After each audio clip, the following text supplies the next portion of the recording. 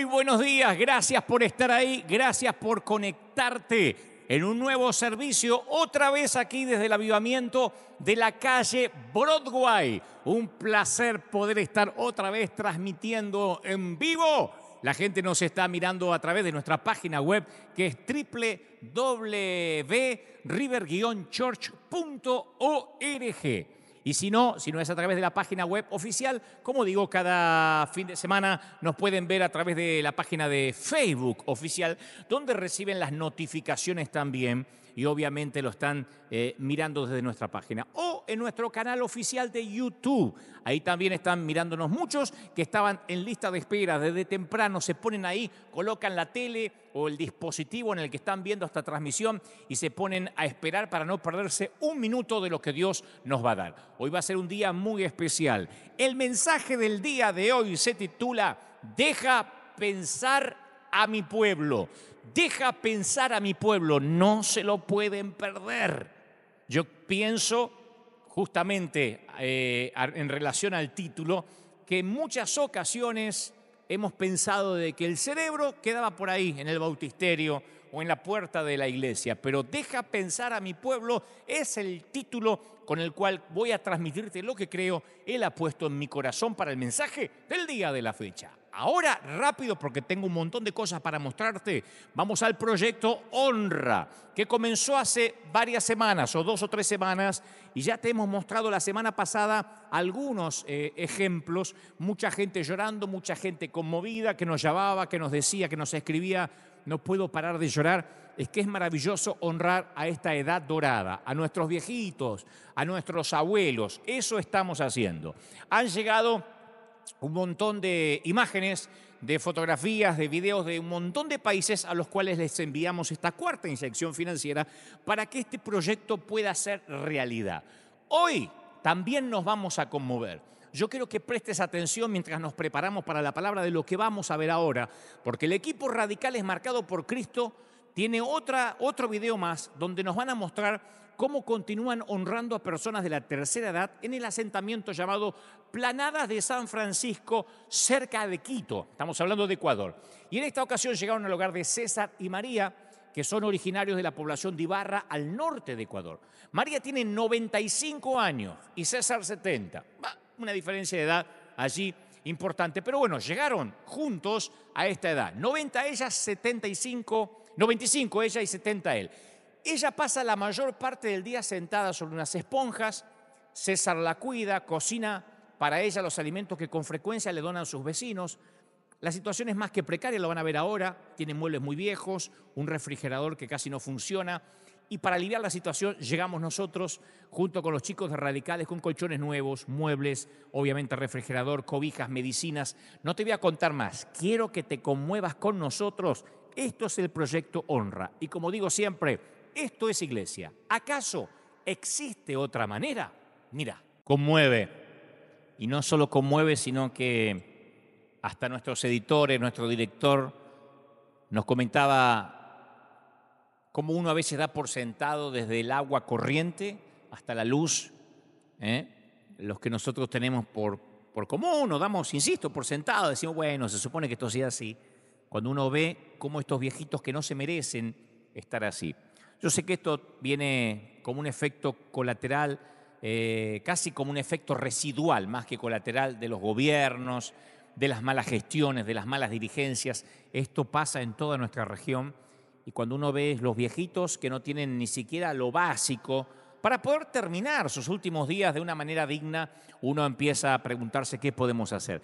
Y ojalá que se genere toda una movida, una suerte de gente, porque además nos escribieron de que muchos querían salir y nos dijeron, no importa que no nos mandes ayuda financiera, tenemos viejitos a los cuales le podemos cambiar las sábanas, podemos ir a cortarles el pasto, podemos ir a darle una mano de pintura. Entonces, retomo, ojalá que se levante un montón de gente a ayudar, a bendecir, independientemente de lo que nosotros mostramos acá, en esta que es la cuarta inyección financiera en el último tramo del año, el proyecto Honra. Ahora te voy a presentar un segundo caso. En momentos ya se viene el mensaje, no te lo pierdas, en momentos estamos listos para transmitirte, en este caso, Deja pensar a mi pueblo. En un ratito, nada más, prepárate, llama a mamá, a papá, a la suegra, porque todo el mundo iba a recibir. No sin antes mostrarte la historia de Ovidio y Victoria. Esta es otra pareja de ancianos que también fue bendecida por nuestro equipo junto con Radicales Marcados por Cristo, unos muchachos extraordinarios a los cuales les mandamos un abrazo y un beso enorme. Y claro, esto lo hicimos los que somos parte de River Shore, o sea, todos ustedes, y ellos que están allá, que son nuestros brazos, que son los que se animan. Ovidio es un hombre que trabajó toda su vida como albañil. Ahora tiene sus 77 años. Y claro, no tiene la misma fuerza de antes. Él y su esposa Victoria, de 69 años, duermen en el suelo. Y mes a mes luchan para conseguir un poco de dinero, de recursos, para comprar comida y las medicinas, que es lo esencial. Así que recibieron al equipo de voluntarios con los brazos abiertos, quedaron súper agradecidos. Y esta historia, si la anterior te conmovió, yo veía ahí recién las caritas con las lágrimas, la gente decía, no, es muy fuerte. Si lo anterior te conmovió, esperá a ver esta historia y también, obviamente, mirá el desenlace, porque esto, señores, es iglesia. ¿Acaso existe otra manera? Mira. ¡Wow! Conmovedor. Pienso que mueve nuestras fibras más íntimas, porque si bien, insisto, esto puede que sea el efecto residual de malas dirigencias, de malos gobiernos, pero estas personas no se merecen vivir así. Y bueno, de esta historia rescato cuando la dama decía, ¿le puedo hacer una pregunta? ¿Me tengo que hacer de la religión de ustedes? Claro, no dudo que haya tenido alguien que le diga, mamá, que no te hagan firmar nada, abuela, fíjate, mirá que después esta gente te exige que seas de la religión, te van a querer bautizar, que saques las virgencitas de ahí. Entonces no dudo de que alguien le dijo, fíjate que nadie da nada por nada, cuando la ofrenda es grande hasta el santo desconfía, ¿no? Y ella dijo, ¿me van a pedir algo? Y le dijeron, no, le dijimos, no, queremos bendecirte, lo único que vamos a pedir es un abrazo y que te sonrías. Y pienso que esta es la manera de predicar a Cristo en muchas ocasiones, ¿no? Predica todo el tiempo y si te es muy necesario, habla. Hay alguien que por ahí puede decir, sí, pero no le predicaron, no repitió el mensaje, no repitió la oración del pecador. Pero a veces la gente puede que repita para que le den algo. Esta señora fue sincera. Y pienso que cuando corran los días, cuando pasen las semanas, va a decir, no me pidieron nada, simplemente me bendijeron. Ese es el mejor testimonio que podemos dar. Ojalá que este modelo se repita en toda la región, en toda América y en Europa, en otros sitios donde también nos están mirando. Muy bien, ya casi nos vamos entonces. En un ratito el mensaje que te voy a transmitir de parte de Dios, pero antes te cuento que la semana pasada, el domingo pasado, estrenamos nuestro programa en CNN Radio AM 950 en Argentina, pero que se puede escuchar en todo el mundo. Pronto, Dios mediante, estaremos en la tele. Ahora estamos en radio AM 950, CNN Radio. Y podés escucharnos bajándote la aplicación. Es a las 18 horas, 6 de la tarde de Argentina. Para que te des una idea, porque algunos dicen, ¿y esto qué hora es en mi país? Bueno, termina esta transmisión, termina el servicio en vivo, pasa una hora de descanso para que hagas otra cosa y después estás escuchando el programa. Para eso puedes descargarte la aplicación CNN Radio Argentina en App Store o en Play Store. CNN Radio Argentina es la aplicación. ¿Por qué? Porque el sitio web se saturó la semana pasada. Entraron tantos a la vez que, claro, el sitio web lo tomó como un ciberataque y entonces muchos no podían escucharlo a través de la página web online. Quizás funcione esta vez cnnradio.com.ar. Para no correr riesgo se pueden bajar la aplicación CNN Radio y entonces tienen allí obviamente el programa para que no se lo pierdan. Y hoy en un ratito primero voy a estar hablando con este gran amigo que se llama Felipe Piña. Es un historiador, autor de muchísimos libros y vamos a hablar acerca de la educación, o mejor dicho, la falta de ella en toda América. Él nos va a dar su visión respecto a lo que está ocurriendo con esta carencia de valores, esencialmente. Y después voy a estar charlando en vivo con mi amigo Mario Pergolini. Trabajo con él también en su emisora, pero esta vez él es mi invitado y vamos a charlar un ratito de todo, hasta de fútbol, puesto que está también él con la vicepresidencia de Boca Juniors. Así que con Mario Pergolini vamos a hablar dentro de un ratito, no se lo pierdan. Un programa donde uno puede aportar un poquito de valores, una reflexión juntos, y creo que es una muy buena excusa para iluminar un poquito, ¿no? O para intentar pensar juntos, lo cual es un lujo que nos podemos dar. Vamos ya mismo a un momento de adoración. Sus cuerdas de amor nos sostienen. Sus cuerdas de amor, aunque suene monotemático y repetitivo, este tema sigue bendiciéndonos cada vez que lo ponemos al aire. Sus cuerdas de amor nos bendicen, nos sostienen y por supuesto nos solidifican. Y tras este momento de adoración ya te estoy transmitiendo lo que Dios me dijo que te diga. A disfrutar. Hace 38 años conocí al profesor Vieites en la escuela secundaria técnica a la cual asistí, Werner von Siemens, una escuela técnica alemana, una escuela de telefonía. Y durante casi 3 años él nos enseñó castellano. Él era realmente lo que se denomina un profesor. A los que enseñan en las universidades se los llamó inicialmente profesores porque se pensaba que ellos tenían algo que profesar, ¿no? Profesar quiere decir considerar que determinada creencia es verdad y que por lo tanto tiene que ser transferida, debe ser transferida, ¿no? Tengo una profesión que hacer. Por eso decimos nosotros, bajo tu profesión de fe durante el bautismo. Y el profesor Vieites nos enseñó a amar el nutrido y amplio lenguaje de Miguel de Cervantes. Otros profesores establecían reglas muy suaves, ¿no?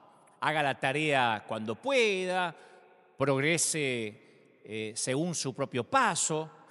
Pero con el señor Vieites era la antigua, no funcionaba así. Nada de esos mimos enfocados en el alumno que tiene la psicología moderna. Si eras su estudiante, tenías que hacer lo que él decía.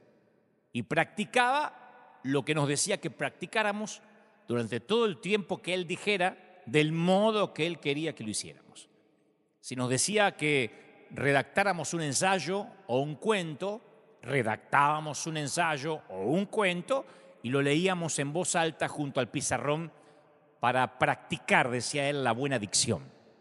Si nos decía que durante el fin de semana leyéramos el Quijote, lo teníamos que leer completo. No había excusas. Y dábamos obviamente un resumen frente a la clase. Vieites no toleraba el mínimo error de ortografía, obviamente. Pero había algo acerca del señor Vieites que nos hacía tomarnos en serio su clase y que hacía que tomáramos en serio lo que él enseñaba. Una realidad que a mí me mantuvo en el juego. Él sabía de literatura universal como nadie que yo hubiera conocido. De hecho, mientras no lo conocí, yo creía que era imposible que un ser humano de carne y hueso pudiera saber tanto. Algunas veces llegábamos y él comenzaba a hablar de William Shakespeare, Dante Alighieri, Homero, Gabriel García Márquez, Aristóteles, Julio Cortázar, Emilio Salgari, Julio Verne, y era como si nos transportara a otro mundo. No daba clases porque se quedaba hablando de los autores y por qué habían escrito y cómo había surgido el talento de cada quien. Entonces decía lo que nos costaba tanto trabajo creerle. Si ustedes confían en mí, si se ponen en mis manos durante la hora que yo estoy con ustedes, si hacen lo que les digo que hagan, un día ustedes van a ser capaces de hacer lo que yo hago. Un día la literatura estará en ustedes. La literatura viajará en sus genes. Y como todo gran maestro, lo que hacía era enseñar con pasión, con amor. No era alguien que venía a perder el tiempo, a masticar chicles. No, él tenía un amor por la literatura, por el buen lenguaje, por nuestro castellano. Hizo amor por los estudiantes. Él hacía de cuenta que éramos sus hijos, nos amaba. Y la verdadera enseñanza es siempre una forma de amor. Todos los padres sabemos esto, por eso ponemos los trabajos manuales en el refrigerador, en la nevera, en la heladera, como se diga. Por eso es que le leemos a los niños y nos dejamos ayudar en los quehaceres de la casa que haríamos con mucha más rapidez sin ellos. la buena enseñanza es siempre una forma de amor. Los grandes maestros hacen más que pasar información. Ellos ven más allá de nuestra vida rota, ¿no? Nos abren la mente y el corazón a un nuevo mundo. Y Jesús les pidió a todos los que podían ser seguidores suyos que en primera instancia lo recibieran como un maestro. Y él transportó a otro mundo a la gente que lo observó, a la gente que lo oyó, y luego dijo palabras que ellos tampoco podían creer. Si crees en mí, si haces lo que te digo que hagas, si pones tu vida en mis manos, entonces un día podrás vivir como yo. Él era, entre otras cosas, el hombre más inteligente que ellos jamás habían conocido. Y él les dijo que si confiaban en él, que si ponían sus vidas en las manos suyas, un día ellos también serían capaces de tener su clase de vida. Un día esa misma literatura también estaría en ellos. Pero Jesús era maestro. Tenía la cualidad, que creo que por lo general poseen los locos o los genios, de estar tan convencido de tener la razón que aún el enfrentar una oposición intensa no lo hizo tambalear. Él era un rabí como ningún otro. Eso es lo que se afirma al final del Sermón del Monte. Dice, cuando Jesús terminó de decir estas cosas, las multitudes se asombraron de su enseñanza, porque les enseñaba como quien tenía autoridad y no como los maestros de la ley. Y uno, si va a investigar, descubre que a Jesús se le llama rabí unas 11 veces en los evangelios. Por eso es bueno comprender a los rabinos para entender a Jesús, que no hay rabinos en las escrituras hebreas. La palabra no aparece. Y hay una razón, existe una razón muy importante para que sea así. Cuando el sueño de una nación es la grandeza nacional, sus héroes suelen ser reyes o soldados. Pero conforme los sueños de Israel se fueron desvaneciendo en el exilio, los reyes y soldados comenzaron a ser reemplazados por una nueva clase de héroe, que era el maestro, el educador. Y los israelitas no tenían ni ejército, ni riquezas, ni poder. ¿Qué poseían entonces? Tenían un libro. Nadie más contaba con un libro como este pueblo.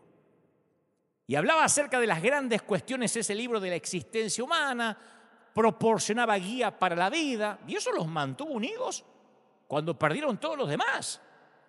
Roma tenía ejércitos. Grecia tenía cultura. Egipto tenía riquezas. Fenicia tenía, ¿qué tenía? Barcos. Israel era el pueblo del libro y los rabinos conocían el libro. Entonces, cuando lo enseñaban, citaban a los grandes rabinos para dar una correcta interpretación de las escrituras. Los rabinos enseñaban y decían, ya lo dijo el rabino Shammai cuando mencionó, etcétera, etcétera. El rabí Gilel sostuvo que... Esa era la manera de enseñar. Ahora, no era una señal de mala enseñanza. Era como cuando en nuestros días los jueces tienen que dictar una sentencia y esperamos que un buen juez cite precedente jurídico, lo que se llama la jurisprudencia. Así como hubo un alegato legal en tal lado o una sentencia en tal lado, también apelamos a la misma sentencia. Bueno, así enseñaban los rabíes, pero Jesús tenía algo distintivo. Jesús no citaba a otros. Él decía, les aseguro. Y en el Evangelio de Juan redobla la apuesta y señala 2 veces, de veras les aseguro. Esas palabras aparecen 75 veces en los Evangelios. Lo que Jesús quería decir era, sé cómo son las cosas, se las aseguro. Yo sé sobre el dinero, conozco todo en cuanto a la economía. Sé que hay más dicha en dar que en recibir. Así que les quiero ahorrar el dolor de elegir la senda equivocada. Yo sé que el resentimiento contagia, se los aseguro. Conozco el corazón humano y sé que el perdón es algo superior. Y Jesús no citaba a nadie. Y eso lo hacía diferente a los demás rabíes. Aparte, Jesús nunca dijo no sé. Ahora, no porque fuera arrogante. Alguien estará pensando como los argentinos, siempre sabía todo. No. Jesús era sumamente humilde. Y sin embargo se mostraba completamente confiado en cuanto a sus convicciones. Algunos pintan a Jesús como un gurú bien intencionado que andaba soltando dichos ingeniosos de sabiduría folclórica y que por casualidad inició un movimiento que jamás hubiera previsto. No, nadie que lo haya conocido podría pensar algo así. Un día Jesús levantó la mirada y se encontró rodeado de unos oyentes extraordinariamente diversos, como nos pasa a la mayoría de los predicadores, ¿no? Pero él tenía recaudadores de impuestos, porque en una iglesia más o menos entra gente, quizá en el 80% del mismo target, pero ahí había recaudadores de impuestos, era la calle, pescadores, fariseos, los poderosos de Roma y junto a ellos los parias de Israel. Estaba el espectro entero. Y a pesar de los diversos que eran, Jesús reconoció que todos tenían algo en común. Todos compartían una confusión común con respecto a la actitud de Dios hacia los pecadores. ¿Qué iba a hacer Dios con los pecadores? Pero ¿cómo comenzar una enseñanza teológica con un grupo donde hay unos niveles tan variados de complejidad teológica? ¿Cómo comenzar una enseñanza en que Dios ve a los pecadores con un grupo en el cual hay pecadores que no se ven a sí mismos como pecadores, que se consideran santos, pero están hombro con pecadores que se ven a sí mismos como demasiado rotos para que un día se los pueda redimir? Y ahí están. Es un espectro complejo. Y Jesús, el gran maestro, dice: supongamos que uno de ustedes tiene 100 ovejas y pierde una de ellas. Así empieza diciendo el maestro en Lucas capítulo 15, versículo 4.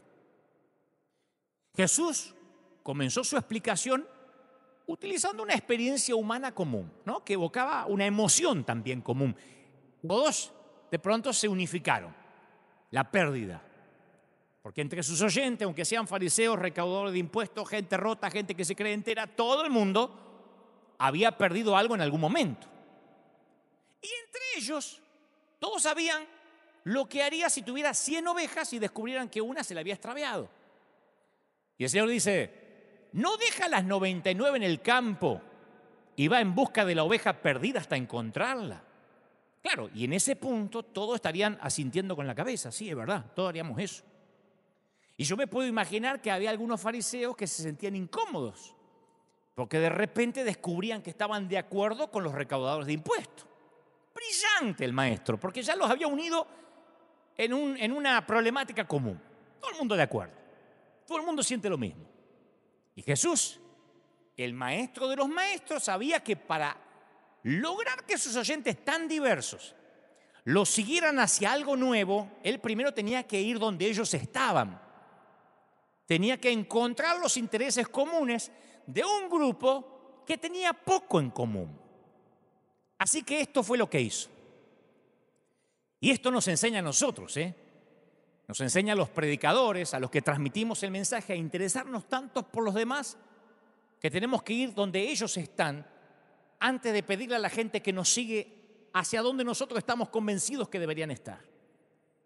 Uno tiene que conectar con la gente para llevarlos al lugar donde creeríamos que deberían estar. Y eso hizo Jesús. Así que continuó diciendo: y cuando la encuentra, lleno de alegría, carga la ovejita en los hombros, vuelve a casa, reúne a sus amigos y les dice: alégrense conmigo, encontré la oveja que se había perdido. Y ahí es probable que todos estuvieran asintiendo con la cabeza. Sí, es verdad, es verdad. Porque es exactamente lo que cualquiera hubiera hecho. Eso es lo que hace la gente cuando encuentra algo que perdió, en especial si es algo valioso. Ahora que todos estaban de acuerdo, él les pediría que los acompañen a un lugar nuevo. Les dice: les digo que así también es en el cielo. ¡Wow!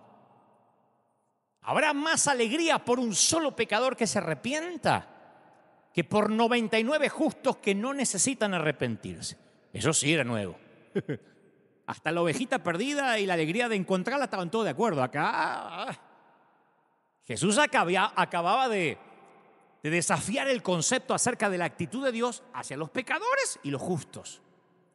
Y Jesús continúa, porque era un gran maestro. Dice: Supongamos que una mujer tiene 10 monedas de plata y pierde una. No enciende una lámpara, barre la casa y busca con cuidado hasta encontrarla. Y cuando la encuentra, reúne a sus amigas y vecinas y les dice: alégrense conmigo, encontré la moneda que se había perdido. Mientras que los fariseos que había entre sus oyentes tal vez no se podían relacionar tanto con la ilustración de la oveja perdida, la mayoría de ellos sí podían relacionarse con la moneda perdida, en especial con alguno de ellos que capaz que le había pasado que su esposa había perdido una moneda. Y el Señor dice: les digo que asimismo se alegra Dios con sus ángeles por un pecador que se arrepiente. Claro, ya para entonces, imagínate, todo el mundo estaba comenzando a comprender de qué estaba hablando el maestro. Y te aseguro que los fariseos estaban interesados. Espérate un minuto, Está diciendo que Dios se siente de la misma forma acerca de un pecador como yo me siento acerca de una moneda perdida. Porque las monedas tienen valor, pero los pecadores son pecadores. Él está comparando al pecador con una moneda. Los fariseos empezaban a entender. Y los pecadores también estaban interesados. ¡Epa! Así que Dios siente lo mismo que sintió el pastor por su oveja. Entonces Jesús hizo que sus oyentes se interesaran con una emoción que les era común a todos. Pero fíjate que no comenzó su mensaje con Dios. Comenzó hablando de cosas de ellos. Comenzó despertando una emoción que después se convirtió en un catalizador para sostener su mensaje más importante. Pregunta: ¿lo aceptaron todos? No. ¿Hubo quienes capaz que se ofendieron por lo que Jesús dijo? Por supuesto. ¿Les interesó a todos? Lo más probable. ¿Hubo alguno que no entendió lo que Jesús estaba tratando de decir? Lo dudo. Todo el mundo entendió. Su idea quedó tan inevitablemente clara que esa trilogía de parábolas es uno de los pasajes más populares de toda la Biblia. Así de brillante Jesús era como maestro. No había uno que dijera: ¿qué quiso decir? Todo el mundo entendió. Si no entendiste con la ovejita, lo entendiste con la moneda, y si no, con el padre o con el hijo. Pero Jesús lo dijo de una manera tan clara que no cabía duda. Brillante. Pablo fue uno de los individuos más, no sé si inteligente, quiero decir, pero sabio y brillante también, que jamás haya vivido. Pablo estudió bajo el que fuera el más grande rabí de la época, Gamaliel.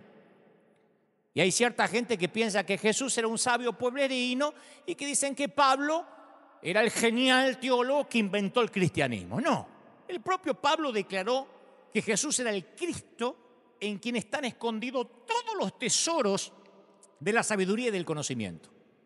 Pablo no dijo eso de Gamaliel, ni tampoco lo dijo de sí mismo nunca. Y los intelectos brillantes no se matriculan para estudiar bajo alguien más tonto que ellos. Y Pablo reconoció a Jesús como maestro del intelecto y superior a él en todo sentido. La capacidad de Jesús de ayudar a la persona más sencilla y a la vez desafiar a la más inteligente, la capacidad de Jesús que lo entendieran los indoctos y los universitarios, era la señal de su maestría. Que lo entendieran los niños, las damas, los caballeros. Parece misógino lo que estoy diciendo, pero en ese entonces las mujeres integraban la escala social más baja. Por eso digo las damas, los caballeros, que todo el mundo lo entendiera, era una destreza de su maestría. Y el impacto histórico del pensamiento de Jesús se extendió tanto que a veces es algo que damos por sentado, sin querer, como digo siempre, lo sagrado se nos vuelve común. Los evangelios que registran la vida de Jesús y sus enseñanzas, estaba leyendo que han impactado tanto al mundo que se tradujeron en 2.527 idiomas. 2.527 idiomas. Para que te des una idea, el segundo libro más traducido es Don Quijote, que está disponible solo en 60 idiomas. La Biblia es el libro de mayor venta de todos los tiempos, según el libro Guinness de récords mundiales. Y una de las razones por las que a veces pasamos por alto esto, el método de enseñanza de Jesús, que a veces decimos: sí, bueno, era Jesús hablando de palomitas y de moneditas. No, Jesús enseñaba para cambiar vidas. En el sistema educativo de nuestros días tendemos a pensar que la enseñanza es transferencia de información. Viste que cuando uno va a la escuela, al colegio, a la facultad, a la universidad, a la secundaria, el maestro vierte información en el estudiante como si echara agua en una jarra vacía y luego te evalúan por una sola cosa. ¿Podés repetir como cotorra lo que el maestro dijo? ¿Y cuál es la pregunta número 1 en cualquier clase? Si sos maestro seguro lo sabés. Profesor, ¿esto lo va a tomar en el examen final? Nosotros teníamos una frase que era, ¿esto va para el examen? ¿Esto va para la prueba? O ustedes estudien todo. No, pero lo va a tomar en el examen final, si no, ¿para qué lo vas a estudiar? Entonces todos tomábamos notas a fin de recordar eso en el examen final. Pero nadie tomaba notas cuando Jesús enseñaba. ¿Por qué? Porque resulta natural recordar automáticamente aquello que cambia nuestras vidas. Yo estoy seguro que te acordás que hacías el 11 de septiembre del 2001, cuando te enteraste del ataque a las torres en Nueva York, en Manhattan. O estoy seguro que no necesitas anotar dónde estabas o qué hacías cuando te enteraste que un ser amado dio positivo del COVID.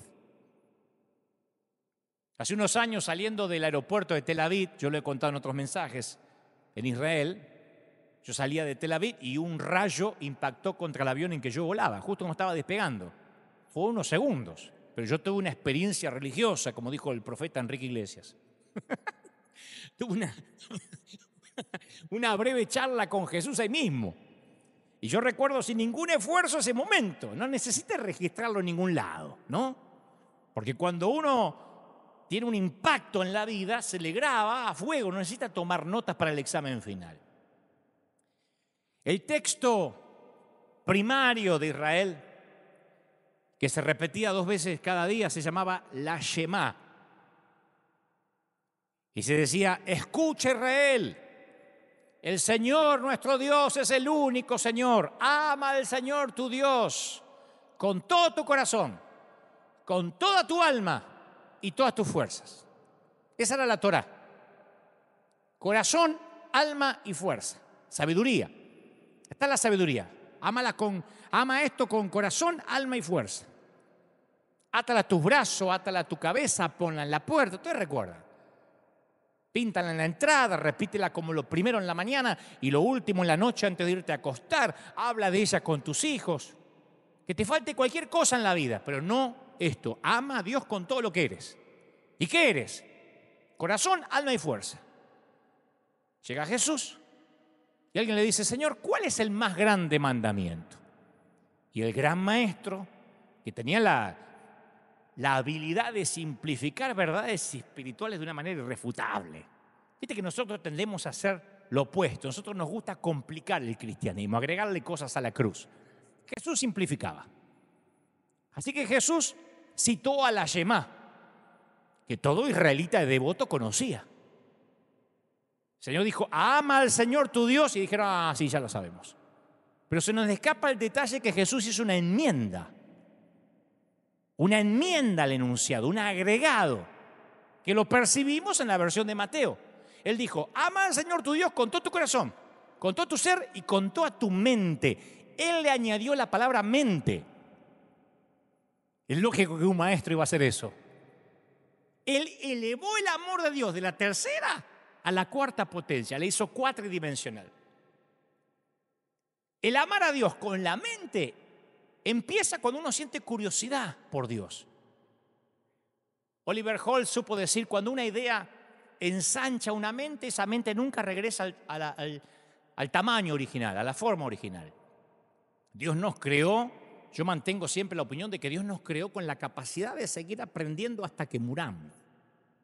Y aprender no es un lujo, es una cuestión de mayordomía, de administración de la mente. Pero en algún lugar del camino dejamos de ampliar la mente y comenzamos a vivir de recuerdos. Dejamos de crear el futuro y comenzamos a repetir el pasado. Y ese día comenzamos a morir porque dejamos de aprender.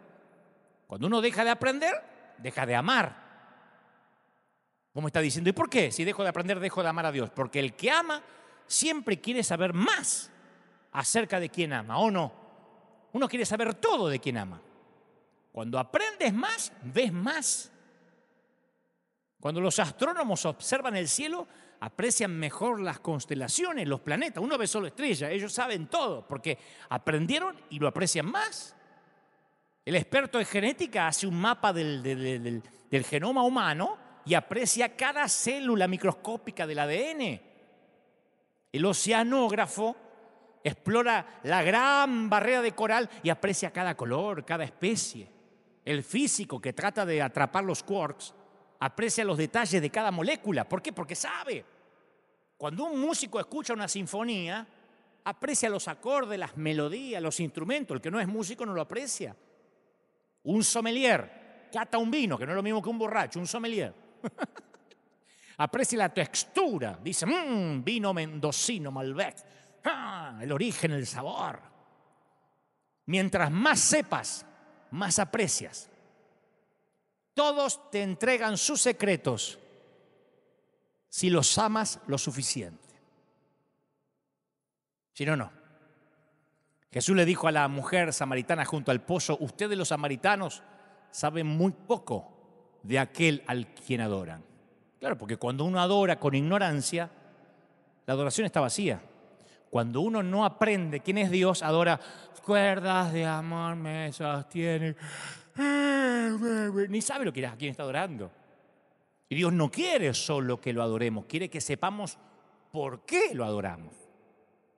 Dios es espíritu y quienes lo adoran deben hacerlo en espíritu y en verdad.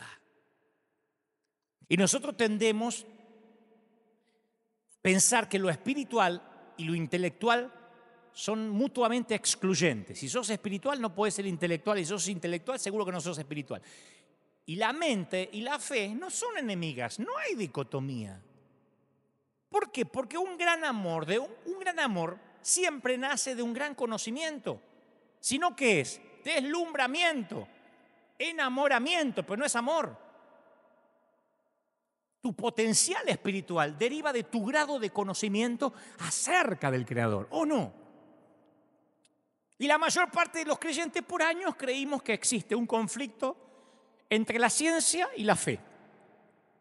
Por eso a veces lo único que le decimos a cierta gente intelectual o pensante, usted recíbalo por fe. Y créalo, no lo ande cuestionando, porque si no, el Señor no le va a agradar. Sí, pero yo quiero que me explique, no, la Biblia es hacerte por fe. En el nombre de Jesús, recíbalo ahora. Y no es así. Capaz que alguien que no piensa mucho, no cuestiona. Pero aquel que es pensante, hay mucha gente hoy en día que dice, a ver, explíqueme, si Dios es amor, ¿por qué hay pandemia? No sé, eso no se cuestiona, aleluya, no le podemos responder así. Vos no volverías a la consulta de un médico que mirara una placa de tu riñón y dijera, bueno, al parecer, parece que Dios permitió que se desarrolle una mancha, ¿Por qué no se va a su casa a orar? Venga dentro de 2 semanas, le vamos a sacar otra placa para ver si algo cambió. Vos querés un médico que comprenda el mundo natural de las causas y sus efectos. Uno quiere un médico cuyos conocimientos sobre las funciones naturales del cuerpo humano, en este caso del riñón, le permita suponer con fundamentos lógicos qué es lo que causó esa mancha. Querés un médico que conozca la manera de averiguar con exactitud de qué se trata esa mancha. Y lo que es más importante, querés un médico que conozca la manera de eliminar esa mancha. Querés un médico que comprenda las causas naturales y las soluciones. Querés una buena respuesta. Así que, si eso es lo que vos y yo esperamos que suceda en la clínica de un médico, ¿por qué habríamos de esperar que la gente abandone esa manera de pensar cuando entra a nuestras iglesias? Deje de pensar, ahora está en la iglesia. ¿Por qué? Entre la fe cristiana y la ciencia no existe un conflicto ni una contradicción. La ciencia sigue descubriendo cómo Dios unió todas las cosas y cómo las mantiene unidas. Si yo desarmo la laptop, la computadora portátil en la que estoy trabajando y le pido a un experto en tecnología que venga y me explique cómo funciona mi computadora, yo no voy a llegar a la conclusión de que no existe un fabricante de computadora, que la computadora salió del mono. Al contrario, cuanto me explique cómo funciona es más probable que me sienta más impresionado que nunca. Entonces no necesitamos desalentar a los que buscan causas y soluciones naturales, porque para algunos de ellos ese es el camino que los va a terminar llevándolos ante el Creador. Hay que dar gracias por los Saulos de Tarso, que están más cerca de tener un encuentro con Cristo que los Judas que caminan con el Señor. Aclaro, no es que el conocimiento se traduce en adoración de manera automática, que el que estudia empieza a adorar porque si no las bibliotecas serían un concierto de alabanza en vez de ser un cono de silencio. Lo que digo es que mientras más sepas, más razones tienes para adorar. Me van a liquidar con esto, pero yo lo mantengo. No se puede ser espiritual sin ser intelectual también. No se puede ignorar todo y ser espiritual. Porque uno tiene que conocer a Dios. Al mismo tiempo que se expande la mente, se expande la fe. Por eso el Señor le agregó, amarás al Señor con toda tu mente. Si no lo amas es porque en realidad no lo has conocido. Amar a Dios con la mitad de la mente es como amarlo con la mitad de tu corazón. Y si dejas de usar cualquier parte de tu cuerpo, incluso la mente, se atrofia. ¿Y sabes qué pasa cuando la mente se atrofia? No sos más humilde. La fe se marchita. A medida que usamos el cerebro se crean nuevas conexiones entre las neuronas. La neurogénesis persiste en la vida del cerebro adulto. El cerebro nunca deja de crecer. O por lo menos las conexiones del cerebro. El aprendizaje puede llegar a ser un acto de adoración. Los seguidores de Jesús sostenían que aprender algo en realidad los ayudaba a conocer y amar mejor a Dios. Ellos amaban la verdad. Y algunos líderes hemos creído por años que amar la verdad significa no leer nada secular, ni siquiera las noticias. Yo provengo de una generación que ni el diario podías leer porque era pecado, porque por ahí te tentabas y leías el horóscopo. A mí me han querido llevar a la hoguera varias veces porque menciono a veces en un post en las redes a Gabriel García Márquez. Escribí un libro llamado El amor en los tiempos del Facebook donde mencionaba a Pablo Neruda o a otro autor y me decían, ¿cómo lees a esa gente, a Mario Benedetti, que estaba metido en política? ¿Cómo te atreves a escuchar cantantes que no son cristianos? Dicen cuando yo posteo que escucho a poetas y compositores increíbles. Y lo dicen como si los autores bíblicos hubiesen sido todos inmaculados. Está bien, estos poetas no son canónicos, pero son geniales. No todos, pero hay muchos que sí lo son. Y esto no es de ahora, esto data de hace muchos siglos. Tertuliano preguntaba, ¿qué tiene que ver Jerusalén con Atenas? Pero había otros que razonaban que si Dios pudo hablar por la burra de Balaán, no había limitación en cuanto a dónde era posible hallar la verdad. No leían solamente la Biblia, sino también escritos griegos y romanos y buscaban sabiduría en donde quiera que pudieran hallarla porque decían, toda verdad es verdad de Dios. Y si no es de Dios es porque no es verdad. Las enseñanzas de Jesús forman parte de la manera en que la ciencia se fue desarrollando en nuestro mundo. Por eso es una locura pensar que la ciencia y la fe son enemigas.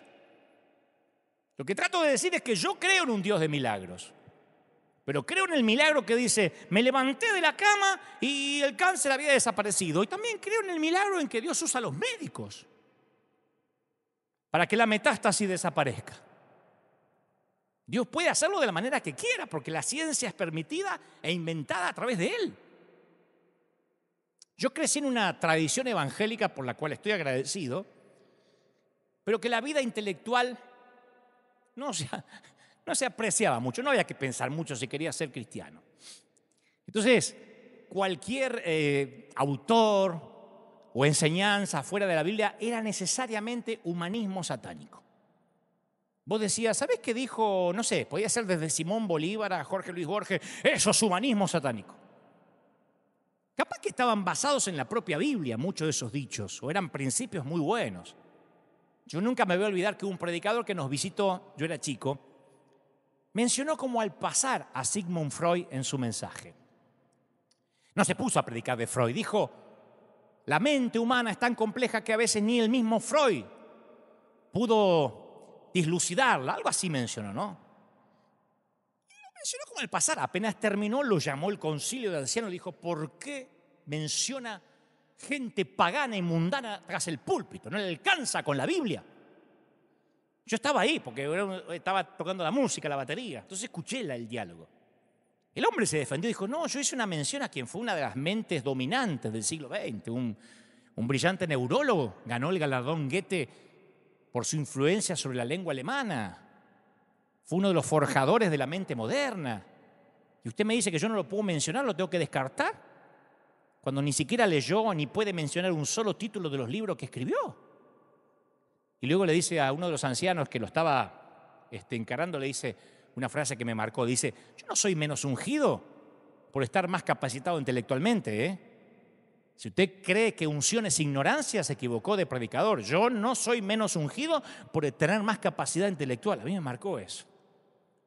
Amar a Dios con toda la mente quiere decir responder con sentido común a las personas con las que uno discrepa, en lugar de quemarlas en una hoguera. Amar a Dios con toda la mente quiere decir que uno no tiene que ponerse nervioso con respecto a dónde puede conducir un libro si el que lee está buscando sinceramente la verdad. Pero a veces tenemos miedo que el saber más va a atentar contra nuestra fe. Por eso por años no nos dejaban, no mire esto, no escuche tal profeta, ojo con ir a tal concierto, ojo con leer tal libro, que aquello es diabólico. Y pensaron que como ovejas nos podían manejar la vida como si fuera una Matrix. Y es al revés. Yo, gracias a que leí varios libros de religiones comparadas, yo puedo saber y entender lo que cree y por qué cree lo que cree un católico, un adventista, un testigo de Jehová. No me puede a mí decir un adventista, a ver, ¿por qué ustedes no respetan el sábado? Ah, no sé, porque ustedes son diabólicos, secta, Satanás. No puedo responder como un ignorante, porque así no era Jesús. Uno tiene que interiorizarse para poder responder con sentido común. Lo que pasa es que todos hemos recibido una fuerte influencia de lo que hemos visto como modelo. No pienses, no cuestiones, no te muevas de la Biblia, no compares, acepta todo por la fe. Y eso a veces se vuelve problemático si el enfoque que nos sirvió de modelo entra en conflicto con nuestro propósito, con nuestro llamado. ¿Me explico? Con la razón por la cual nos metimos en esto desde el principio. Yo me rendí al llamado de Dios, ¿sabes por qué? No para perpetuar un modelo o un estilo específico en mi predicación. No le dije que sí a Dios para perpetuar una manera de predicar, para preservar la doctrina de las asambleas de Dios. Yo le dije que sí con la esperanza de que Él me usara para causar un impacto en mi generación, para inspirar. Entonces yo no me puedo dar el lujo de ponerme a proteger el enfoque de la generación pasada que heredé, porque así se hizo siempre. No hay tiempo. Además, solo tengo una vida que dar para invertirla en esta gloriosa causa. Tu mundo y el mío está cambiando. Nos guste o no nos guste. Mira cómo cambió el 2020 con respecto al 19. Todo cambia a tu alrededor. Desde el número de cabellos en tu cabeza, que no son los mismos que había anoche, las arrugas en tu rostro, las amistades que aprecias. ¿Sabes cuántas veces en una consejería uno de los cónyuges alza su dedo contra el otro y dice, vos cambiaste, no sos la misma persona con la que me casé? Y sí, cambiamos. ¿Sabe cuántos empleados estaban trabajando felices en su empresa, en su fábrica, en la compañía? Y un día la compañía cambió de firma, el personal cambió, los jefes cambiaron, la línea de producción cambió y el ambiente cambió y los empleados dicen, ay no, antes no era, si añoramos los viejos tiempos, ya la fábrica no es lo de antes. Y no. Los países cambian, los gobiernos enteros son sacados del poder. Los jugadores de fútbol son viejos a los 35 y viene el recambio. Lloramos porque se va Suárez del Barça y en algún momento se tiene que ir, y Messi también, se va a tener que ir. Tan pronto como creemos haber aprendido cómo criar un bebé, tenemos que disciplinar a aquel que empieza a caminar, ¿o no? Cuando uno se cree que es experto, tenemos que enfrentar esas extrañas criaturas conocidas como adolescentes. No paramos nunca de cambiar. ¿Te pusiste a mirar un globo terráqueo de hace 10 años atrás? De hace 10 años atrás, un globo terráqueo Puede decir, sí, es el mismo, ¿no? Desde la desaparición de la Unión Soviética hasta los cambios en África, cambió todo. Ya no es el mismo mapa. ¿Le pegaste una ojeada a un libro de astronomía de hace 10 años? De hace 10 años, del 2010. Los descubrimientos de los satélites han dejado obsoleto lo que sabíamos hace 10 años atrás. El conocimiento se desactualiza casi tan rápido como se escribe. Y si nosotros no entendemos por nuestra salud mental que nuestro equipo ganó la Copa el año pasado, no significa que lo va a ganar de nuevo. Porque somos los campeones morales. No.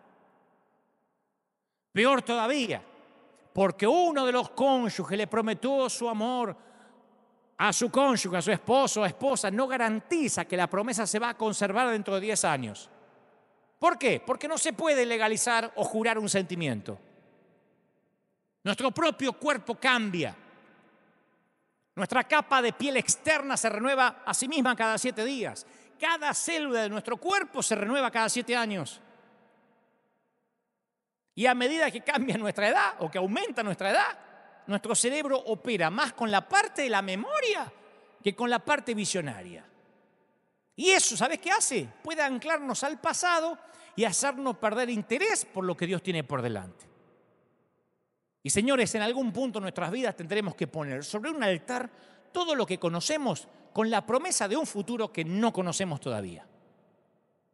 Muchos de nosotros seguimos anhelando un nuevo futuro con el Señor, pero nos aferramos al pasado. Queremos que Dios haga algo nuevo por nosotros, pero nos negamos a permitirle que nos arrebate Dios todo lo viejo. Y parte de dejar lo viejo, ¿sabes qué es? Comprender que la gente puede cuestionar lo que creemos y eso no está mal.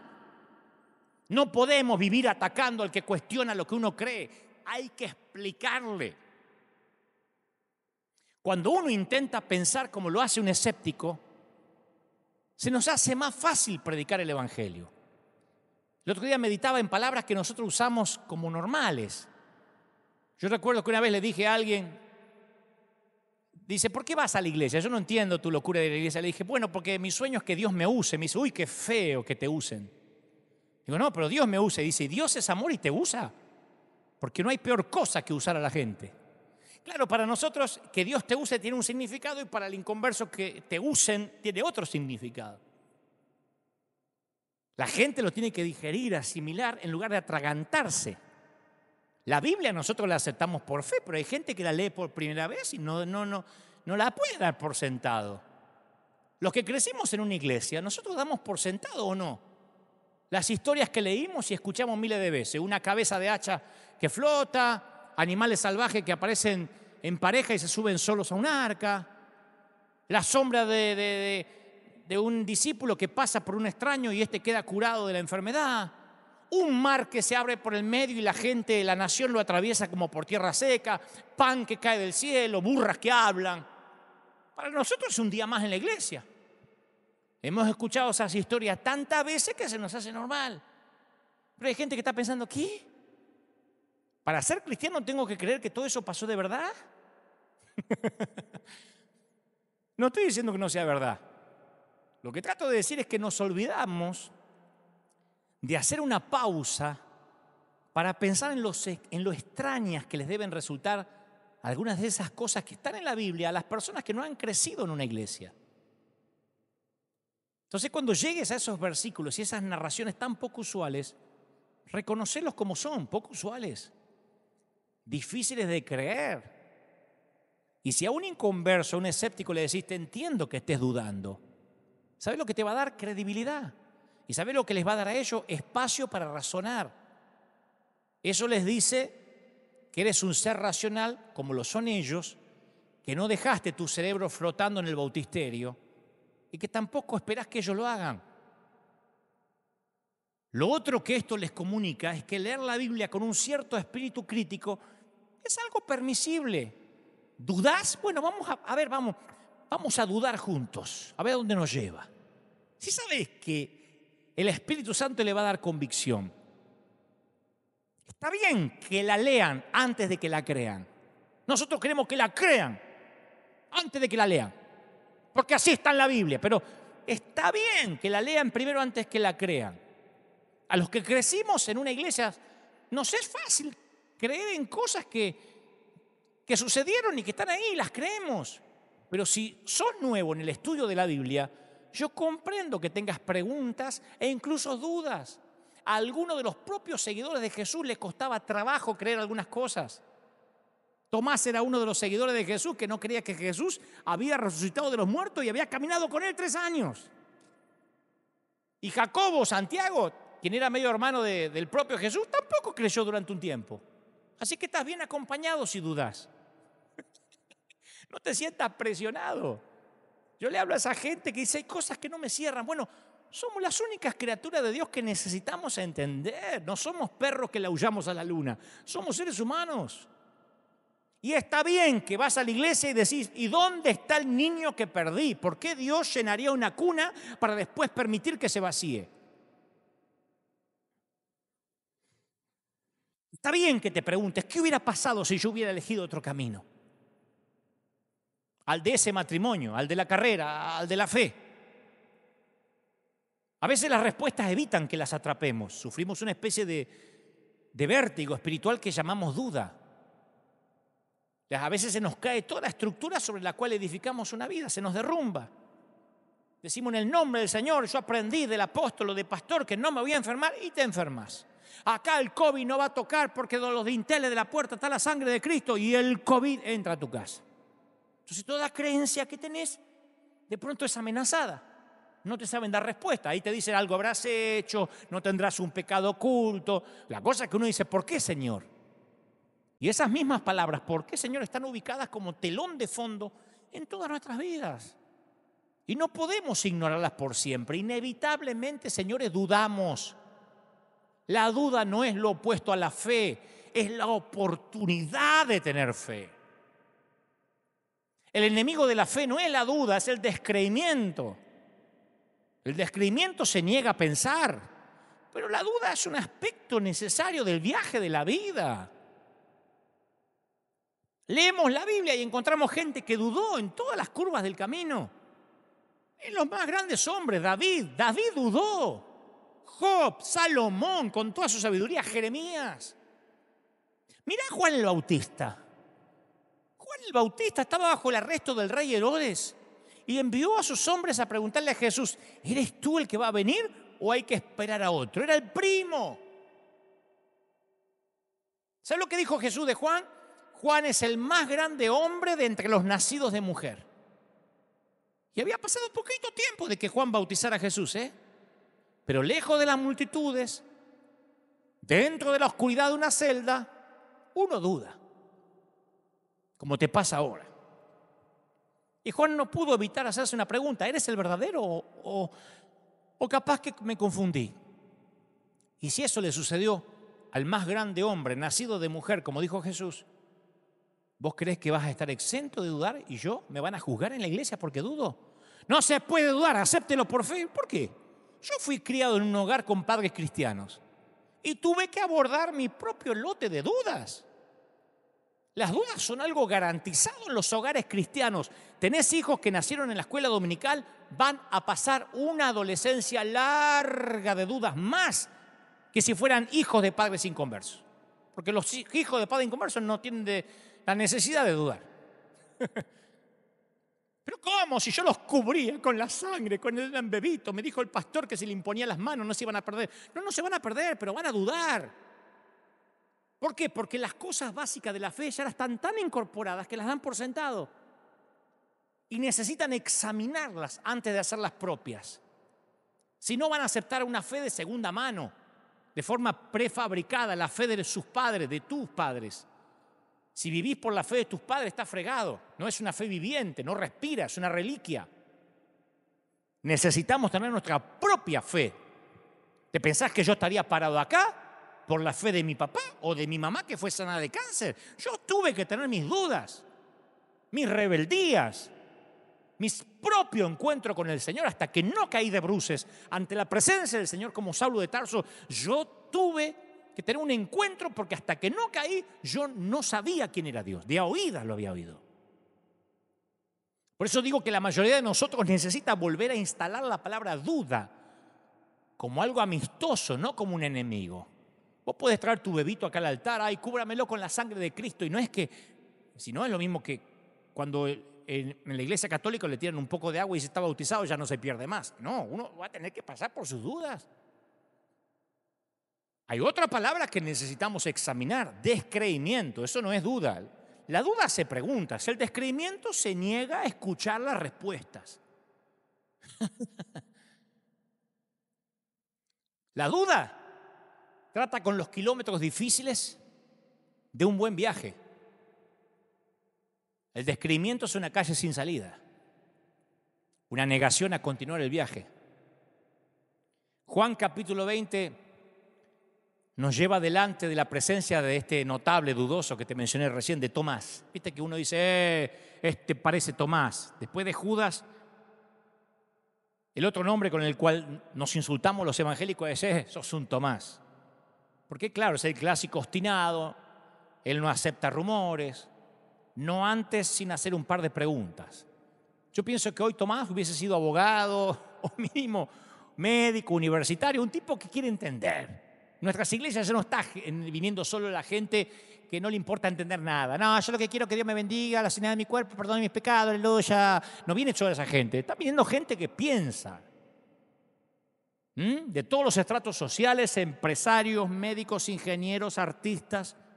Así era Tomás. Yo creo que Dios, el Señor, seleccionó a Tomás como uno de sus amigos más cercanos por esa razón, porque tal vez necesitaba un discípulo de mente difícil, como todas las organizaciones lo necesitan. Un pensante. ¿A cuántas iglesias les hubiese salvado la vida tener un pensante en su comisión?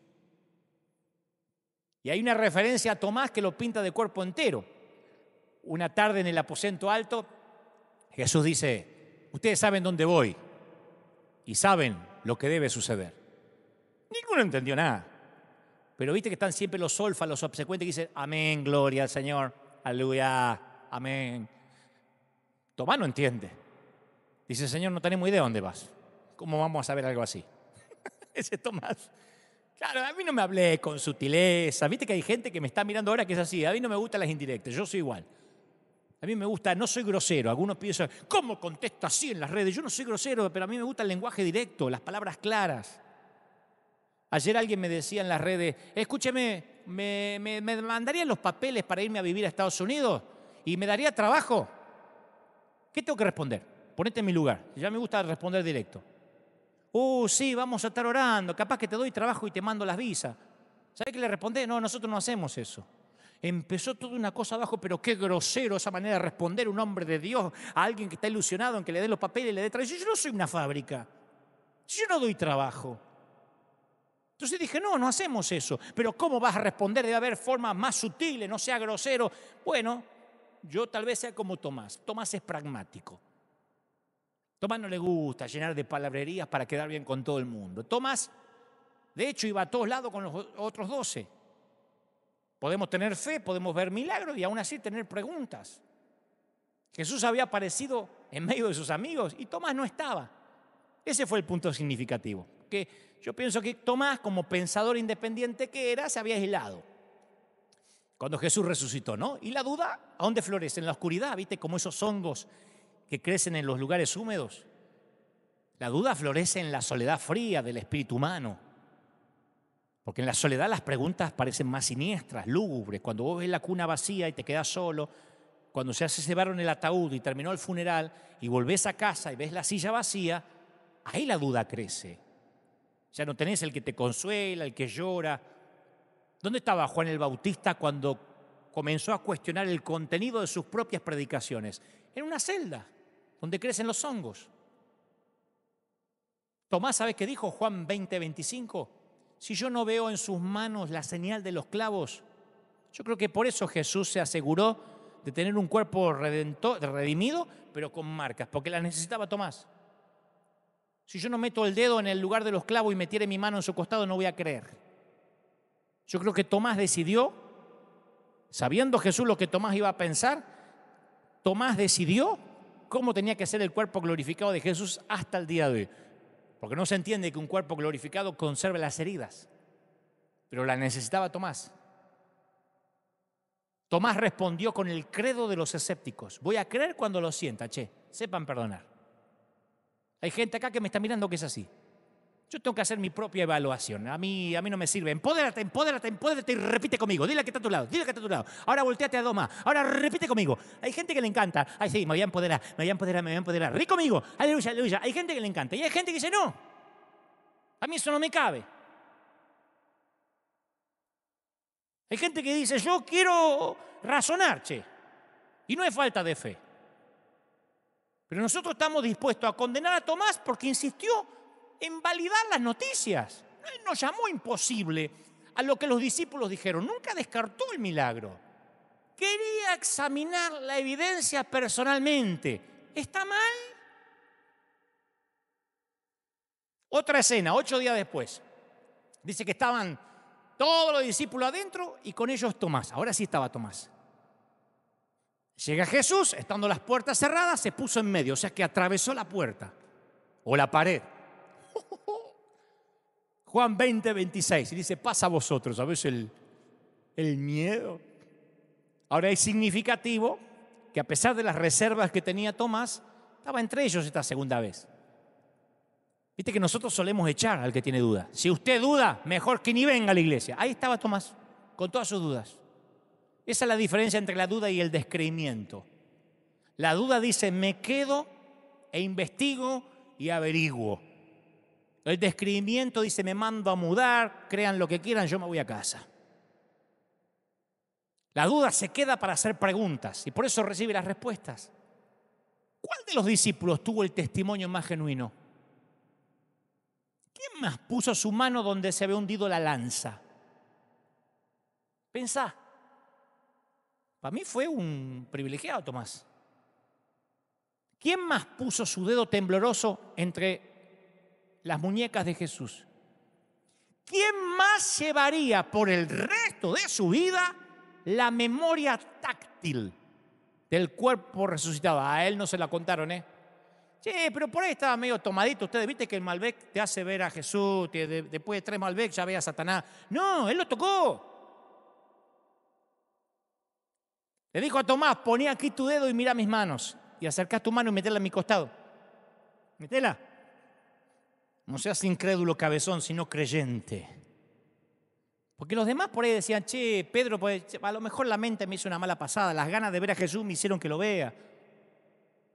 Capaz que estamos viendo lo que tanto deseamos, pero Tomás sabía que sus manos, su memoria táctil, sus manos tenían la información concreta. Y luego se los dijo a todos. Jesús les dijo a todos, ¿por qué están turbados? ¿Por qué vienen a vuestro corazón estos pensamientos? Miren mis manos y mis pies. Ese mismo soy yo, palpad y ved. Un espíritu no tiene carne ni huesos, como veis que yo tengo. Y diciendo esto le mostró las manos y los pies. Lucas 24, 38. Se ve que Tomás no era el único que dudaba, porque se los tuvo que decir a todos. Tomás era el único que tenía lo que había que tener, un buen par de zapatos o sandalias puestas, para decir yo estoy dudando. Los demás estaban dudando, pero en silencio. Las dudas son útiles cuando nos llevan a alguna parte. Y la duda reprimida es tóxica, es nociva. ¿Viste cómo esa carta que te llega de impuestos de la FIT, del área ARES acá, de migraciones que no querés abrir? Decís, no, a veces son malas noticias, mejor no lo abro. Y luego de un tiempo el peso emocional excede cualquier peligro que pueda tener el sobre adentro. Te produce intereses emocionales que llevan tu fe a la bancarrota. Eso hace la duda. En cambio, las preguntas honestas nos llevan a declaraciones poderosas. ¿Sabe qué dijo Tomás? Tomás respondió y dijo, Señor mío y Dios mío. Tocó y dijo, Señor y Dios mío. Yo no puedo leer estas declaraciones de Tomás sin sentir una emoción poderosa. Es uno de los supremos momentos cruciales de toda la Escritura. ¿Sabes por qué? Porque el más poderoso testimonio en una corte es la de un testigo hostil. Tomás, el escéptico, el preguntón, el que hace las preguntontas, ahora reemplaza sus preguntas con una exclamación: Señor mío y Dios mío. Increíble. Cuanto más maduro me pongo, que no significa más viejo, más aprendo y más me doy cuenta de mi propia ignorancia. Me doy cuenta que tengo que seguir dudando de mucho, para que es la única manera de aprender. ¿Y sabe todo lo que tengo que hacer para darme cuenta de lo poco que sé? Encender la tele en el Discovery, leer el último libro de ciencia, a veces lo ojeo en una librería, o escuchar a un experto en cibernética. A veces digo: a ver, Godofredo, Brian, no entiendo, ¿qué pasó? Se me tildó. Y ahí me siento un ignorante. Me siento un ábaco en un mundo computarizado. Y si no sabes lo que es un ábaco, más demostrada queda mi edad.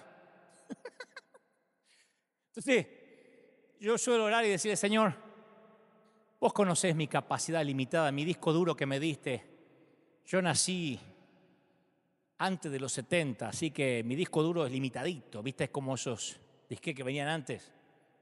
Ayúdame a entender que no tengo todas las respuestas ni las voy a tener. Y me alienta que San Lucas relata que iban 2 caminos de Emaús y él les abrió la mente. Primero los ojos, después las escrituras y después le abrió la mente para que comprendiesen las escrituras. No tengas miedo de pedirle a Dios que te abra la mente. Cuando a mí me dicen: dame un consejo, Dante, yo quiero estar en un estadio, quiero que Dios me lleve los medios, dame un consejo. Yo le digo: mira, no hay territorio más difícil que tu propia mente. Tu mente es un campo de minas. Proverbios 23:7 dice: ¿cuál es su pensamiento en su corazón? Tal es él. Y para encontrar la libertad absoluta tenés que pelear con tu mente, liberar tu mente. Toda batalla que vas a enfrentar en el mundo no es el enemigo, el diablo, los fariseos. ¿Sabe cuál es? Ni la suegra. Toda batalla en el mundo exterior tiene que ser ganada primero en tu mente. El Espíritu de Dios está sobre mí. Y entre otras cosas me ha enviado a proclamar libertad a los cautivos, dice Lucas 4:18. Si tu mente es libre, las posibilidades no tienen límite. Una mente abierta te permite ver oportunidades que permanecen cerradas para que tiene pensamiento limitado. Yo conozco muchos jóvenes que dicen: yo creo que Dios me entregue los medios de comunicación, pero no se van a mover de la radio cristiana y de enlace porque piensan que si se mueven de ahí ya están en pecado. La mente les pone la frontera. En cambio, una mente abierta te abre el futuro. Es solamente con una mente abierta que puedes creerle a Dios. Una mente puede cegarte a las posibilidades o darte vista para ver lo que nadie vio antes. Y si no conoces tu mente, podrías ser un prisionero de un pensamiento limitado. Recién cuando conoces tu mente sos capaz de abrirla o permitirle que el Señor la ensanche. Tu mentalidad interior diseña tu mundo exterior. Uno no puede llevar cautivos sus pensamientos, un pensamiento a la vez. Este lo llevo cautivo, este lo llevo cautivo, este lo llevo cautivo, porque te volverías loco. Para llevar cautivos tus pensamientos solamente es creando un modo proactivo, un filtro mediante el cual son procesados todos los pensamientos. Y ese filtro suele llamarse, ¿sabe cómo? Tradición en algunos. El proceso de llevar cautivo todo pensamiento comienza identificando la fuente de tus pensamientos y el filtro mediante el cual esos pensamientos son o expulsados o ingresados. Tu mentalidad y la mía filtra la información que está en desacuerdo con tu propia perspectiva de la realidad. Si Dante Gebel a vos te cae mal porque es un payaso, porque me dijeron, porque maneja una Ferrari, porque una vez sacó una foto con una Ferrari, porque una vez se vistió de Matrix, porque me dijeron que habla mal de la suegra, ya está, ya tenés un filtro. Me pueden poner un muerto, lo resucito en el nombre de Jesús, no me cae mal porque si una cosa fue una Ferrari, pues saco una Ferrari, y una Ferrari sí, pero Dios lo usa así, pero saco una Ferrari, no vas a ver otra cosa. Y si la mente no la filtra y la expulsa, la distorsiona para que se amolde a tu perspectiva de la realidad. Los pensamientos que tu mentalidad permite son los que reafirman creencias y convicciones que ya estableciste. Cuando el apóstol Pablo estaba escribiendo a los romanos les dijo, no se amolden al mundo actual, sean transformados mediante la renovación de la mente. Así podrán comprobar cuál es la voluntad de Dios, buena, agradable y perfecta. Y ese tal vez sea uno de los pasajes de la Biblia que más repetimos y que rara vez sabemos cómo aplicarlo. ¿Qué significa no amoldarse al mundo actual? ¿Sí? No mirar Netflix, hacer un montón de firmas para que saquen al Jesús que está ahí, que eso es no amoldarse al mundo actual, ir a gritar a la plaza. No. Cuando el apóstol habla de no amoldarnos a este mundo o a su patrón, en realidad está confrontando nuestras mentalidades. Existe un patrón de pensamiento que se forma en el interior de cada persona. Y Pablo nos dice que cuando nuestra mente es renovada, es entonces cuando podemos saber cuál es la voluntad de Dios. Si no, no la podemos saber. Entonces, cuando uno ve el mundo desde esta mentalidad nueva, vamos a ver que la intención de Dios para nosotras es buena, es agradable, perfecta, te ama el Señor. ¿Viste que históricamente se nos enseñó a pensar en la voluntad de Dios? Por lo menos a mí se me enseñó así, en una perspectiva lineal. O sea, que la voluntad de Dios es como una cuerda floja. Vos andás así, ¿viste? Uy, espero que esta sea la voluntad de Dios. Y si no, te pegás un trancazo, un porrazo. Y ese tipo de perspectiva limitada del futuro nos hace hablar de que hay una voluntad de Dios perfecta y la voluntad de Dios permisiva. ¿Escuchaste eso? Che, ¿te casaste con esa loca? Y la voluntad permisiva. Porque no era la voluntad perfecta. Claro, cuando te caes de la cuerda floja, que era la voluntad perfecta de Dios, lo único que te queda es una visión o una versión misericordiosa de un plan B divino. Por eso algunos dicen, o perteneces a mi iglesia y doctrina, o eres un hereje y apóstata, no hay más. Y el futuro y los planes de Dios son más complejos que eso. Para mí me hace mucho sentido que un Dios infinito tenga un montón de futuros infinitos y hermosos que nos esperan. Cuando Pablo dice que podemos encontrar o comprobar la buena voluntad de Dios perfecta para nuestras vidas, nosotros pensamos en un sendero, en una línea, en un camino. ¿Y si el futuro fuera más hermoso y complejo que eso? ¿Y si Dios tuviera un número interminable de futuros que nos esperan? Yo le digo a mis hijos, atrévanse a hacer un montón de cosas. No le digo, vas a hacer esto, ingeniero, y si no eres ingeniero te echo de mi casa. Si hubiese un montón de futuros, pero solo queremos seguir uno porque estamos moldeados por nuestra mente limitada. Pablo conecta tener una mente nueva con crear un futuro nuevo. Es mediante la transformación de la mente como le das entrada al futuro que solamente Dios pudo haber planeado.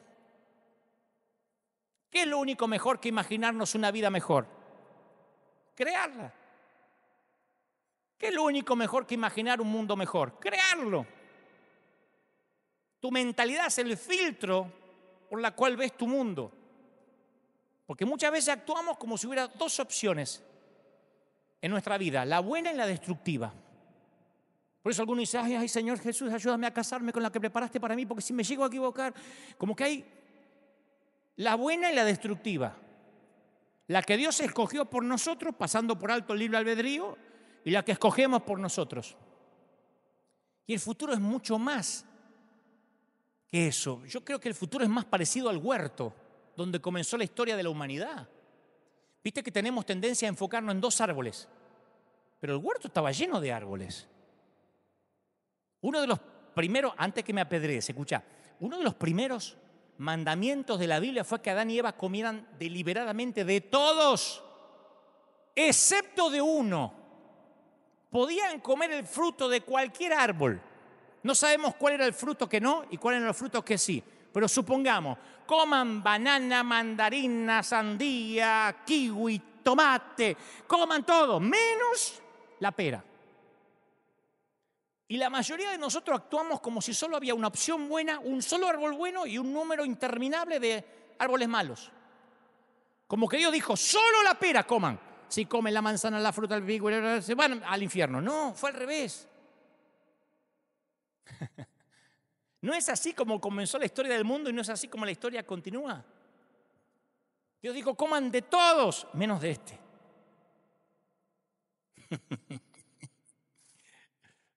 Ah. Como le sucede a veces a un disco duro cuando le entra un virus. Yo pienso que nuestra mente tiene archivos que a veces están infectados.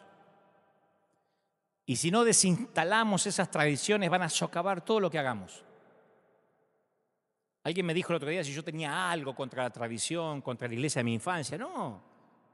Pero yo aprendí que la mitad del aprendizaje consiste en aprender. La otra mitad, ¿saben qué consiste? En desaprender.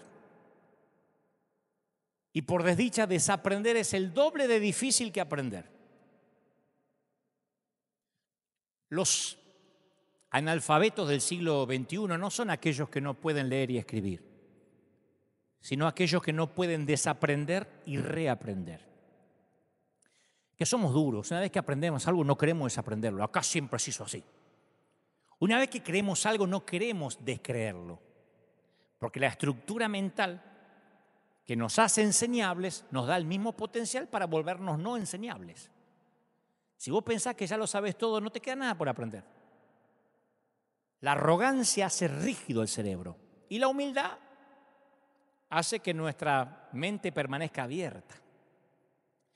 Yo creo que la pandemia vino a ponernos una pausa a todos en nuestras rutinas y en nuestros patrones y tenemos la oportunidad de ver objetivamente y preguntarnos, ¿mi vida es lo que quiero o lo que me acostumbré? ¿Mi trabajo es el que quiero o el que me acostumbré? ¿Esta iglesia a la que asisto es la que quiero o a la que me acostumbré? ¿Esta relación es la que quiero o a la que me acostumbré? No solo nos da la oportunidad de ver, sino la oportunidad de hacer cambios. Y algunas de las cosas que funcionaron para ti en el pasado funcionarán en tu contra en el futuro. ¿Viste cómo desviarse en el camino? Cada kilómetro que recorras en la dirección incorrecta es un error. Si es un error de 2 millas, vas a tener 4 millas después entre ir y volver. Lo que estás haciendo mal lo vas a hacer para regresar. Desaprender exige el doble de tiempo. Es más difícil sacar de la mente viejos pensamientos que poner pensamientos nuevos. A mí me dan un ejército de inconversos y yo soy el tipo más feliz. Yo voy a convenciones, he ido a convenciones de médicos, de dentistas. Estuve antes de la pandemia hablándole a un montón de universitarios. Yo soy el tipo más feliz porque puedo traer conocimientos que para ellos son nuevos. Pero cuando tengo que enfrentarme a un grupo de líderes, de gente que cree saber todo, ese es el desafío que enfrentó Jesús. Si vos analizás las enseñanzas de Jesús, te vas a dar cuenta que el aprendizaje no era su objetivo principal, sino el desaprendizaje. Estaba tratando que las mentes religiosas funcionaran a la inversa, fuera de los parámetros. Ustedes han oído que se dijo, pero yo digo. Estaba desinstalando conceptos del Antiguo Testamento con verdades nuevas. Ustedes han oído que se dijo ojo por ojo y diente por diente. ¿Qué crees que pasaba cuando decía eso Jesús? Aplaudían. ¡Amén! ¡Aleluya! ¡Ojo por ojo! ¡Diente por diente! Pero yo digo, no resistan al que les haga mal. Si te dan una bofetada en la mejilla derecha, volverle la otra. ¿Qué creen que pasaba? ¿Que ahí aplaudían? Ustedes han oído, ama a tu prójimo y odia a tu enemigo. ¡Amén! Di conmigo, odia a tu enemigo, odia a tu enemigo. Están todos así ya preparados para repetir. Pero yo les digo, amen a sus enemigos y oren por quienes nos persiguen. La mitad del crecimiento espiritual consiste en aprender lo que no sabemos. La otra mitad en desaprender lo que creemos saber. Termino con esto. El inválido de Juan 5 es el ejemplo de lo importante que es desaprender. 38 años lisiado y creía que solo había una manera de ser sanado. Señor, no tengo a nadie que me meta en el estanque cuando se agita el agua. Cuando me trato de meter, se metió otro. 38 años suponiendo algo. Él solo tenía una categoría para la sanidad, basado en una superstición. Él daba por sentado que no se podía sanar, prisionero de lo que creía saber. ¿Qué hizo Jesús? Desinstaló esa creencia con unas pocas palabras. Levántate. toma tu lecho y anda. No le dijo, ponete acá, que cuando se mueve el agua te pateo para que entre primero. Lo liberó. No solo liberó al hombre en su físico, lo liberó de su sentido cognoscitivo, en su mente. Eso es la fe, desaprender las viejas creencias que nos tienen cautivos. Es más que una simple modificación de la conducta. La fe involucra la sinaptogénesis. La fe consiste en reorientar los circuitos del cerebro. Cuando nosotros usamos la fe, reclutamos nuevas células y reorientamos las conexiones en las neuronas. Estamos bajando un nuevo sistema operativo, una nueva app, una nueva aplicación que reconfigura la mente. Dejamos de tener pensamientos humanos y tenemos los pensamientos de Dios.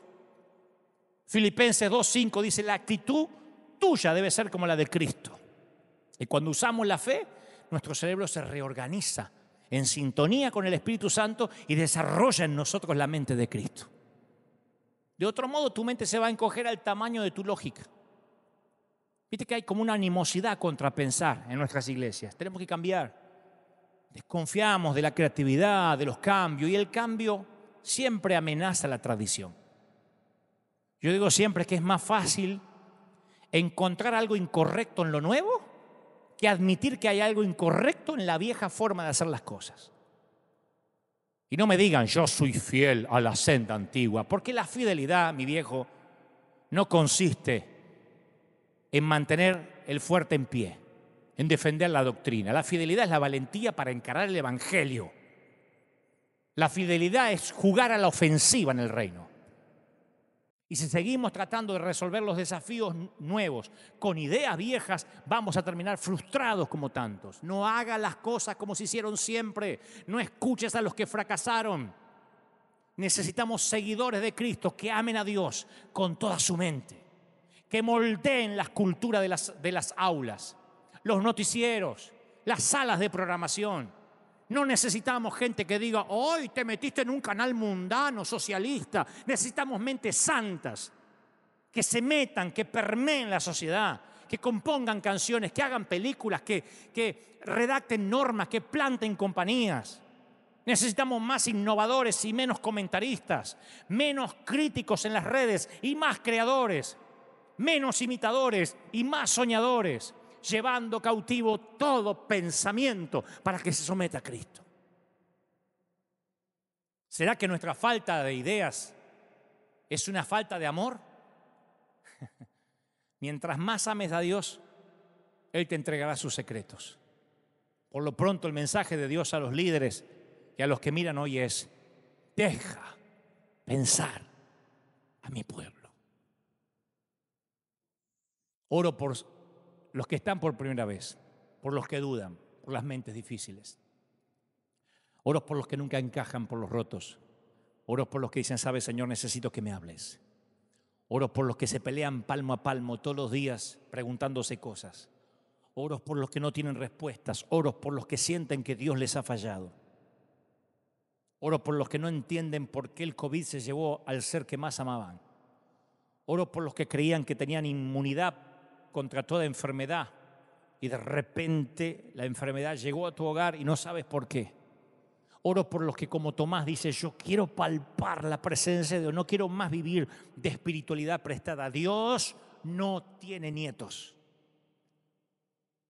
Tú no le puedes decir a alguien, ¿qué dijo Dios? Dios quiere hablar contigo, Él es celoso. Y ese Dios, ese Señor quiere entrar en tu corazón hoy. Oro para los que están recibiendo a Cristo por primera vez ahora en sus hogares. Por los amigos, por los que dudan, por los amigos católicos, judíos, por los mesiánicos y los que no lo son, por los que dicen, yo no creo nada, pero te estoy viendo porque me obligaron. Oro por vos, para que el Señor tenga un encuentro contigo cuando vayas camino donde sea, como Saulo. Para que digas, yo te había oído de oídas, como dijo Job, pero ahora mis ojos te ven, mis manos te palpan. Bendigo a los que dudan, porque esa duda los va a llevar muy lejos. Padre, en el nombre del Señor, casi en el final, estoy orando ahora por los que oran por nuevos milagros, por los que están clamando para que algo nuevo pase y han sentido de bajar los brazos. No te entregue, dice el Señor. Yo estoy orando ahora por los que están del otro lado clamando, orando. Me dice el Señor que te digan que vienen tiempos buenos para ti, que no tengas temor. Te ama el Señor, princesa, te ama, príncipe. ¿Cómo no te va a amar si en sus manos te tiene esculpido? Y hoy te dice, vas a palpar que estás aquí esculpido en mis manos, que no te he olvidado, dice el Señor. La presencia del Espíritu allí tocando. Estoy orando por todos, desde Alaska hasta Tierra del Fuego. Estoy orando por Asia, por África, por Oceanía, por América, por Europa, por cada continente. La gloria del Espíritu se mueve ahora. La presencia del Señor está ahí en tu casa, en tu hogar. Me encantaría, como cada domingo, a nuestra congregación le pido al menos, pónganse de pie.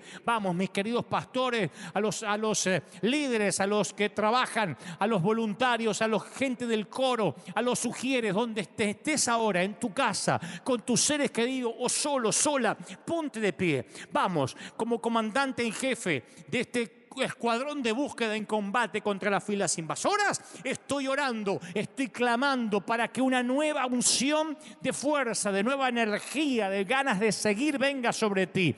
Algunos han dudado y esta pandemia, estas cuarentenas les han hecho temblar y han dicho, Señor, ¿será que no estaba fundamentado sobre la roca? Mas el Señor me dice, no, yo estoy sacando a luz las dudas para que esas dudas desaparezcan y la fe nueva venga sobre ti. Esa semilla de fe sea usada en el nombre del Señor. Oro por ti, oro por los que están del otro lado y declaro que vamos a pensar, a razonar. Vamos a decir, Señor, este es el Dios que nos pidió, el Señor que amáramos con corazón, cuerpo, alma y mente. Al Señor de señores, te bendice el Señor. Amén y amén. Que Dios te bendiga. Que haga resplandecer su rostro sobre ti, mi viejo. Gracias por estar ahí. Gracias por estar del otro lado. Gracias por recibir este humilde mensaje de un sencillo muchacho nacido en el sur del continente. Gracias por recibir al cartero. Gracias por recibir el paquete. He cumplido en entregarte lo que Dios me dijo que te dijera. En un ratito, en apenas unos minutos, a las 6 de la tarde en la República Argentina, nos vamos a ver o nos vamos a escuchar a través de CNN Radio, donde vamos a tener unas entrevistas muy especiales y vamos a aportar un granito de arena a pensar, justamente a pensar. Porque ser más intelectuales no nos quita espiritualidad. En un ratito en CNN Radio, y si no, en Argentina les digo toda la semana y en el resto del mundo en Vorterix a las 10 de la noche de lunes a viernes. Que Dios te bendiga, nos vemos aquí, Dios mediante, el domingo que viene. Si esto no cambia, en otra transmisión en vivo. Gracias, iglesia, por sembrar. Porque nunca falta tu semilla. Porque eres fiel. Porque te quedas hasta el último minuto. Gracias, iglesia. Santamente orgullosos de ustedes, de ese escuadrón de búsqueda en combate contra las filas invasoras. Que Dios te bendiga. Hasta la próxima. Que tengas un muy buen domingo.